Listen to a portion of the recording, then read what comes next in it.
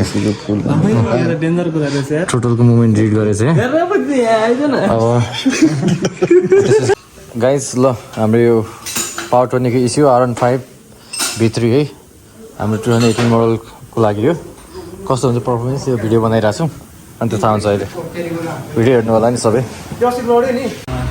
यसको लागि त गाइज पहिला सबै दुइटै फेरि निकाल्नुपर्छ दुइटै साइडको हाम्रो ECU मा के छ वायर छ अनि एउटा यो ल्यापटपमा कनेक्ट गर्ने स्विच अनि चेक गर्ने यो ECU राम्रो फिट भएको भएन अनि होइन अहिले राख हरायो भने एउटा सामान झ्याउ हुन्छ होइन झ्याउ हुन्छ भने यो पावरटोनिक यहाँ छ अनि यो चाहिँ मेनुअल हाम्रो बाबु दाइले वायर निकाल्नु भएको छ अब यो वायर निकाले सबै वायरिङ यताउता कहाँ फिट गर्ने अहिले हेरेर फिट गर्नुहुन्छ देखाउँछु म हाम्रो यहाँ मनिष चाहिँ हाम्रो पढ्नु हुँदैछ सबै यति हो वायरहरु यसको यति हो चाहिँ यो हामीले के भन्छ यसलाई इग्निसन कोइलमा एउटा ज्याक जोडेको छ यो हाम्रो यो यहाँ लेखेको हुन्छ तर लेख्न समथिङ के लेखेको छ गाइज अब त्यो बुझ्नुहुन्छ फिट गर्ने मान्छेले त्यो दाइले जिप टाइले सबै अगाडि फिट गरिराख्नु भएछ यस्तो गर्दा सजिलो हुन्छ अरे न त झिलिमिली हुन्छ तिहार जस्तो हाम्रो जिप टाइ ढ्याकढुक पारेर हाम्रो एउटा नर्स आउनुभएको छ के लिएर आउनुभएको नानी तपाईँले यो के लिएर आउनुभएको यो यो बाइक चेक गर्ने यो बाइकको डक्टरले चेक गर्छ नि बाइकको यसले थाहा बाइकमा हो इन्जिन अन गरेर हामीले इन्जेक्टर 1 को यहाँ जोडेको छौँ है एउटा ज्याक हुन्छ यो इन्जेक्टर 1 को ज्याक जोडेको छौँ हामीले इन्जेक्टर 1 भनेर लेखेको हुन्छ सजिलो के छ भने सबै लेखेको हुन्छ कि जस्तै यो टिकी एस सेन्सर क्विक सिफ्टरको क्विक सिफ्टर छैन क्विक सिफ्टरको ज्याक चाहिँ हामीले यतिकै राखेको छ क्विक सिफ्टर ल्याएको छैन होइन त्यो भएर यो नजोडेको यतिकै राख्न मिल्छ त्यो चाहिँ त्यो सेन्सर हुन्छ क्विक सिफ्टर सेन्सर हुन्छ क्विक सिफ्टर अलग किन्नुपर्छ किन आउँछ 13,000 भारू पर्छ अलग्गै त्यसको यहाँ यो हामी इग्निसन कोइलको ज्याक जोड्दैछौँ अहिले इग्निसन कोइल चाहिँ कता हुन्छ भने चाहिँ इग्निसन कोइल यता हुन्छ हामी के को स्विच जोड्दा हामीले कोइलको हामी कोइलको चाहिँ लेखेको हुन्छ गाई जस्तो यो भने चाहिँ के होइन के लेखेको छ कोइलको त्यहाँ बिर्सिहालेँ मैले के लेखेको छ त्यही सिकेपी कोइल भनेर लेखेको छ त्यहाँ सिकेपी लेखेको छ वायरमा जो सजिलो छ यो हाल्नलाई हेर्दै गऱ्यो भने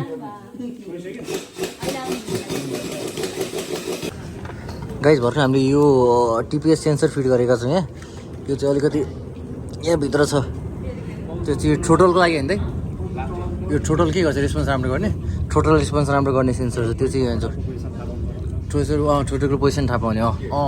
त्यो सफ्टवेयर मिलाउनु पर्छ टोटलको पोजिसन थाहा पाउने ज्याक चाहिँ जोडेको छ हामीले यो टेपले टाल्ने भएछ त्यो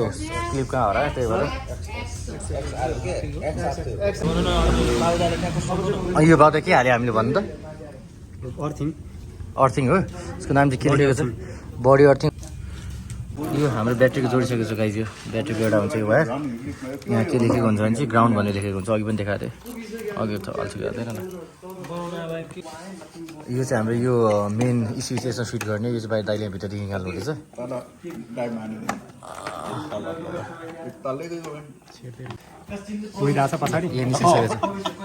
यहाँ निस्किसकेको छ गाइज ल यो चाहिँ मेन ECU को अहिले कपलर हालेर चेक गर्नुपर्छ कतै के काम गरिरहेछ भनेर फिट भइसकेको छ हाम्रो यो चाहिँ क्विक सिफ्टर छ यो के हो क्विक सिफ्टर होइन यो के भन्छन् यो म्यापिङ स्विच छ हाम्रो होइन यो रेस 1 र 2 मोड हुन्छ रेसको मोड हुन्छ त्यो चाहिँ अब फिट गर्दैछु त्यहाँ बाबुदाइले फिट हाम्रो यामाको अफिसियल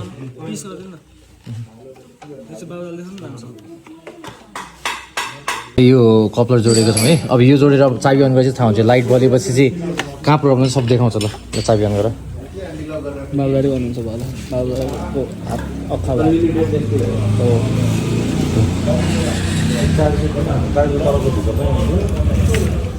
यो हामीले चाहिँ यो म्यापिङ स्विचलाई चाहिँ हामी मिलाउँछ म्यापिङ स्विचको वायरलाई चाहिँ लागि मिलाउनु हुँदैछ यो त यहाँदेखि सिकाउनु हुन्छ ल हुँदैन त स्विच देखाएको कस्तो त्यसको स्विच यहाँ माथि उता यहाँदेखि सिकाउनु यहाँदेखि सिकाउनु यो हाम्रो म्यापिङ स्विचको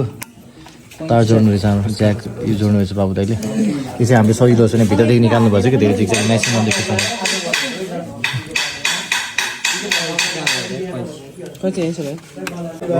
म्यापिङ स्विचको लक हुने रहेछ यो चाहिँ लक दाइले लगाइदिनु रहेछ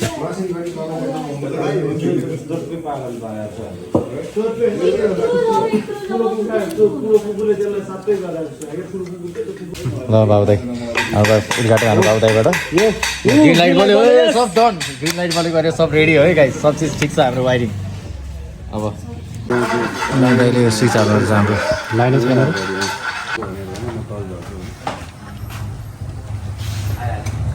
यो म्यापिङ स्विच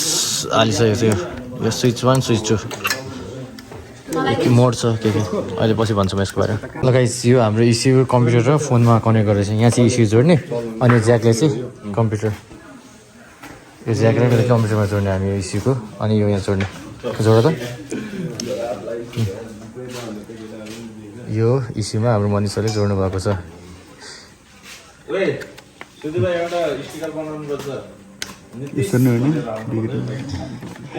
हुन्छ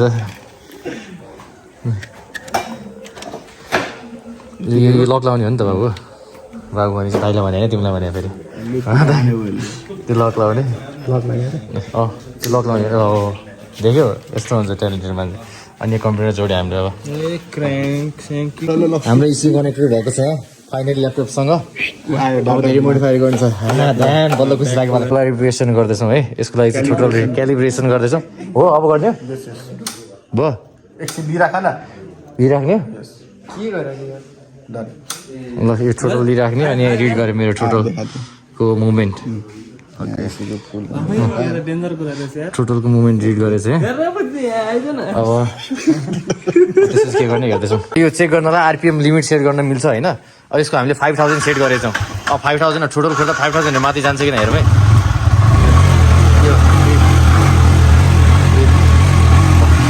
यो देख्नु भने 5 हामीले यहाँबाट सेट गरेको छौँ 5000 भन्दा माथि गएको छैन अब लिमिट हामीले अब कति चाहियो त्यो हिसाबले सेट गर्छ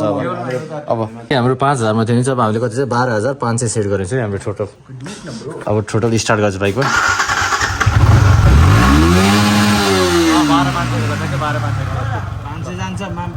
गयो ठ्याक्कै 12500 गएको छ त गाइज हाम्रो पहिलो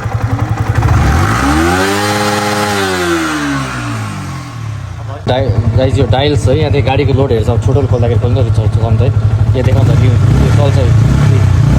हाम्रो कसरी गइरहेछ फ्युल ड्रिम टेक्निसियन ट्रिप सब चाहिँ देखाइरहेछ यहाँ RPM लिमिट सब देखाइरहेछ कुन कसरी काम गरिरहेछ भनेर यसको फ्युल ड्रिम भनेको फ्युल कति खाइरहेछ हामीले ECU 13000 RPM सेट गरिसकेको छ त्यसपछि दाइले फिट गर्नु हुँदैछ अनि त्यसपछि अब बाटोमा कुदाएर हेर्दा